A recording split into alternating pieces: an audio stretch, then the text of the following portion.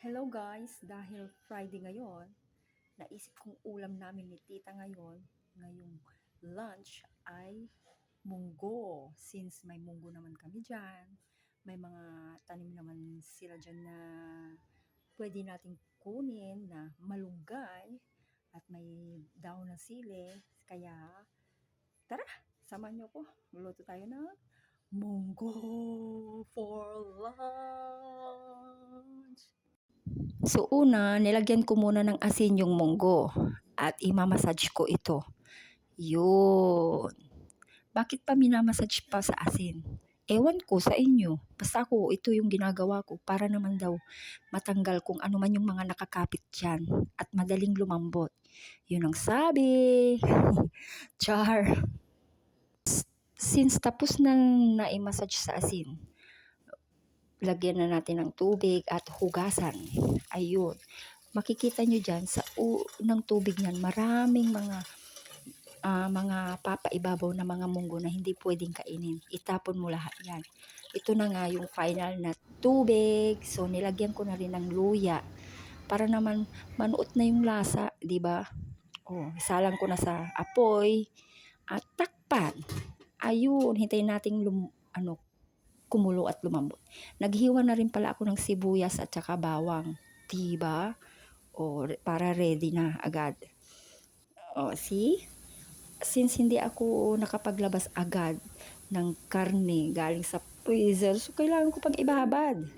At habang binababad ko yung tubig, yung binababad ko yung karne pala, pumunta pala ako sa likuran ng bahay at kumuha ng dahon ng malunggay at sili. Sa wakas, ang dami kong nakuha. Ito na nga pala yung na-chop ko na karne. Ayun na, oo. So, magpapainit na ako ng kawali. Yun, medyo may tubig pa. Hintayin ko lang mawala yung tubig. Ayun na, hintay. Wala na yung tubig, so ilalagay ko na yung karne. So, una kong ilalagay yung karne. Bakit walang mantika? Syempre naman, sis. May mantika na yung karne, di ba? Oh, see? Pero nasa sa inyo na yan kung gusto nyong lagyan ng mantika. Ako kasi hindi ko nilalagyan.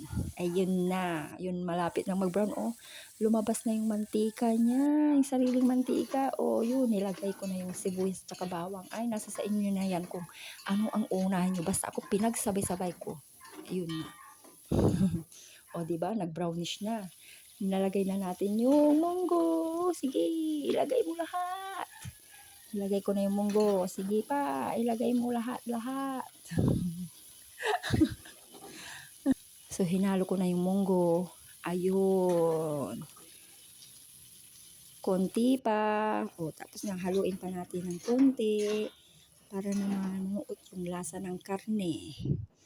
Ganyan ako magluto. Ayun na nga, lagyan ko na ng bagoong. At saka nilagyan ko rin ng ng asukal. Nakalimutan ko.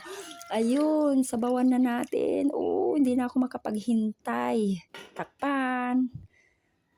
Hintayin natin kumulo. Ayun, kumukulo na. Lagay ko na yung malunggay at saka sili. Oh, lapit na. Malapit ka ng masistensyahan. Ayun na. Takpan ulit. Halo-halo. Tapos tatakpan. Yun. Tapos na. Malapit na. Ayun. Ready. Finish. Product. Ayan. Yan ang aking munggo na may malunggay. At yan ang kanin ko. Diba? Happy tummy.